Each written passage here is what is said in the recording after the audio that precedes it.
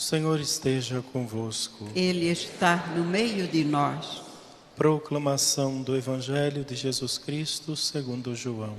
Glória a vós, Senhor.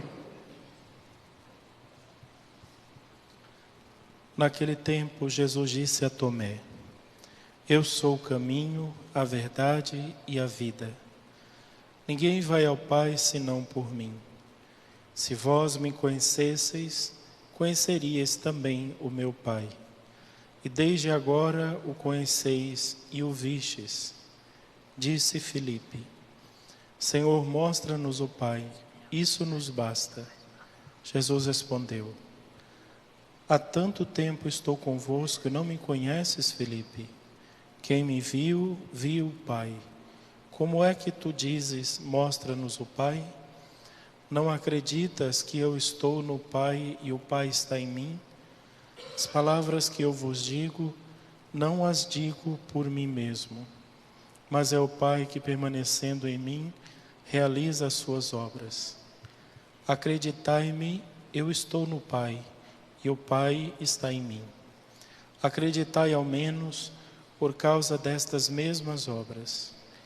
Em verdade vos digo, quem acredita em mim, fará as obras que eu faço, e fará ainda maiores do que estas. Pois eu vou para o Pai, e o que pedirdes em meu nome, eu realizarei, a fim de que o Pai seja glorificado no Filho. Se pedirdes algo em meu nome, eu o realizarei. Palavra da salvação. Glória a vós, Senhor.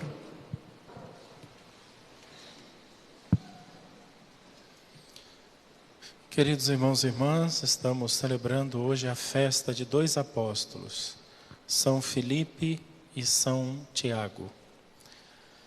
Tiago era primo de Jesus, ele era filho de Alfeu, né? Alfeu era esposo de uma das irmãs de Maria, nossa é chamada também irmã de Maria, então ele era primo de Jesus. Tiago era primo de Jesus, João Batista era primo de Jesus, João Evangelista era primo também, era uma família bastante numerosa no segmento do Cristo, Jesus. Hoje então nós celebramos esses dois apóstolos porque no ano de 556, os restos mortais deles foram trazidos, do Oriente, levado para Roma, e foi colocado no altar dos 12 apóstolos, na Basílica dos 12 apóstolos, os restos dos dois, o resto que sobrava, os ossos deles, e ali foi feita uma grande missa, uma grande solenidade por causa dos dois apóstolos, e até hoje nós celebramos a festa deles dois, São Filipe e São Tiago. O que nós precisamos guardar no nosso coração hoje?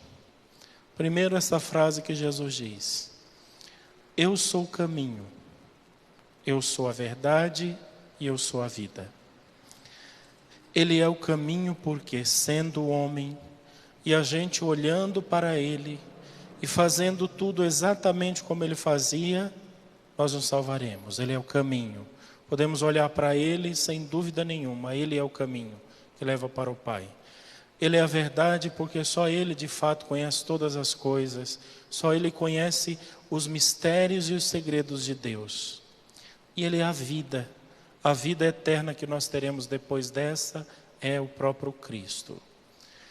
E esta vida, ela vai consistir exatamente em contemplarmos Deus face a face.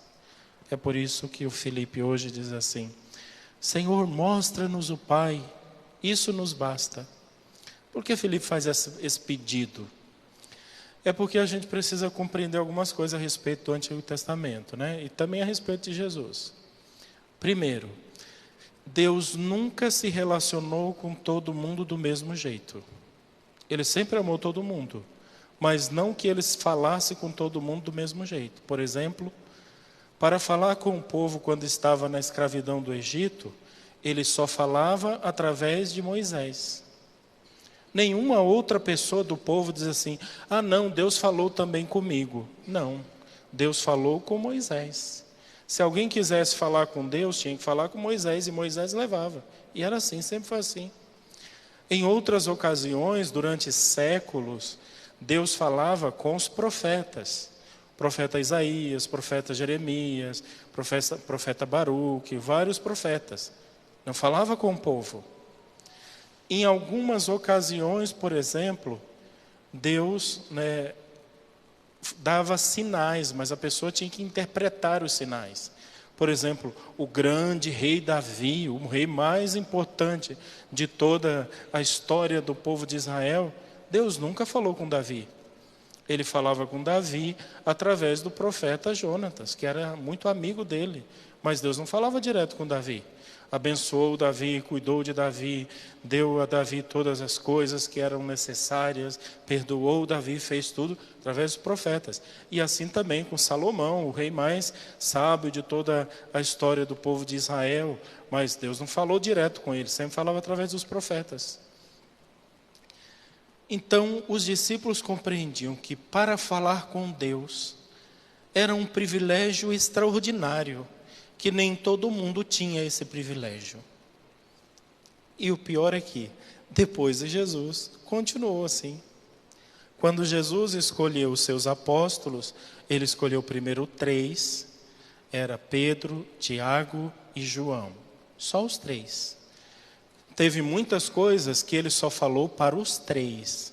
Teve alguns acontecimentos, como por exemplo a ressurreição da filha de Jairo, que só os 3 foram com Jesus.